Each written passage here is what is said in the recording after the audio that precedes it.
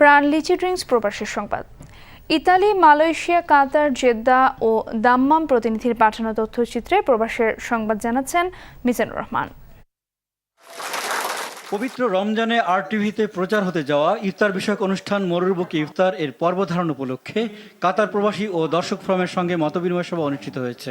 রাজধানী দোহার হইচই হোটেলে এতে সভাপতিত্ব করেন কাতার বাংলাদেশ চেম্বার অব কমার্সের সভাপতি আহমেদ রিয়াজ। সোহরাব হোসেন মানিকের সঞ্চালনায় বক্তব্য রাখেন এস এম ফরিদুল হক, শামসুদ্দিন মণ্ডল, পিয়ার মোহাম্মদ, শফিকুল ইসলাম তালুকদার, শহীদুল ইসলাম, নুরুল কবির সহ অনেকে। যারা উদ্যোক্তা আছে, আরটিভি সাংবাদিকবৃন্দ আছে, তাদেরকে আমি ধন্যবাদ জানাই। আরটিভি কাতার প্রতিনিধি ইয়াম আকাশের পরিচালনায় কাতার শাখা আওয়ামী লীগ, যুবলীগ, স্বেচ্ছাসেবক লীগ, বঙ্গবন্ধু পরিষদ, কাতার শাখা বিএনপি, চট্টগ্রাম সমিতি, গোপালগঞ্জ সমিতি, চিরন্তন বাউল সংঘ, রাজনগর প্রবাসী সমিতি, ঢাকা ও ডিপ্লোমা অ্যাসোসিয়েটস, নোয়াখালী সমিতির নেতারা এ সময় উপস্থিত ছিলেন।